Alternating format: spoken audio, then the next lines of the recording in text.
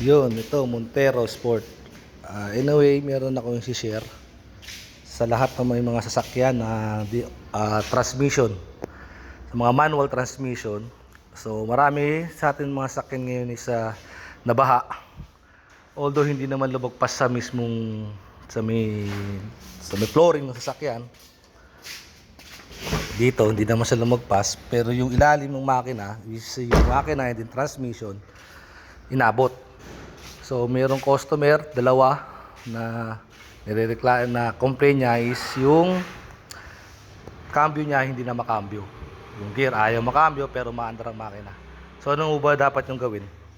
So, ito gawin nyo, sa akin lang, sa mga automatic hindi ito ubra, no? Sa mga manual lang to.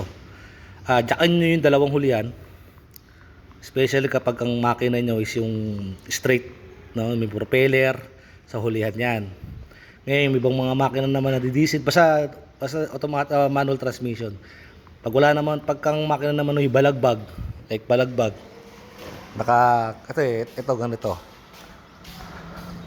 Ito straight, no? Pero ito ay automatic transmission to eh. So, halimbawa lang, ito yung straight na tawag ng makina, straight. Ito yung unahan. Yan. Tapos meron naman hong makina na nakabalagbag. Makikita nyo, dito yung yung mga drive belt nandito, iba naman nandito sa kabila. Yan. So yung gawin nyo, pagka may mga propeller, dadakan nyo yung hulihan sa may differential, at least aangat na yung dalawang gulong. Ito, dapat nakaangat to, both side na nakaangat.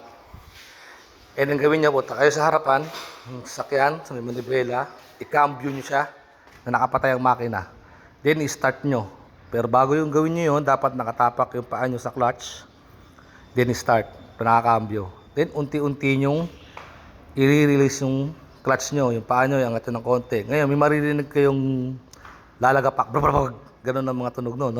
So, ngayon, mapapansin nyo, itong gulong, iikot na yan. Pag ikot nyan, let's say mga 3 seconds, 4 seconds, 5 seconds, mga ganun lang. And then, subukan nyo ng patayin ulit yung makina. Then, pag patayin ng makina, neutral nyo ulit.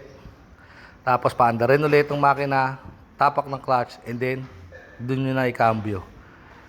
Doon, at least makakambyo nyo na siya. Kasi nangyayari doon, nag-stack up yung flywheel tsaka yung clutch lining. So, nanikit.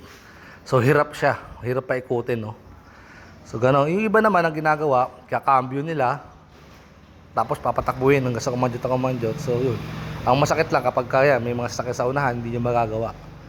Sa likod, sa harapan, may mga sasakyan, hindi nyo magagawa. Ngayon, dadakan nyo talaga. Pero sa akin, yun ang pinaka-safety. Daan nyo na lang. Tapos, tabahan nyo lang yung handbrake. Ganyan. Yun. Okay na ho yun. Sa mga makina naman na balagbag, dakan nyo naman sa unahan. Kasi wala siyang propeller eh. Ito nandito ang makina. Dito nyo dadakan. Harap na kayo ng matigas na parte. Sa may I-beam dyan. Tsaan nyo dyan. Yun, okay na yan. Tsaan nyo. Ganun din, same procedure lang din. Ayun, salamat mga nakikinig. Sa mga kaibigan ko yan, may mga sakyan. Yan ang gawin ninyo ha.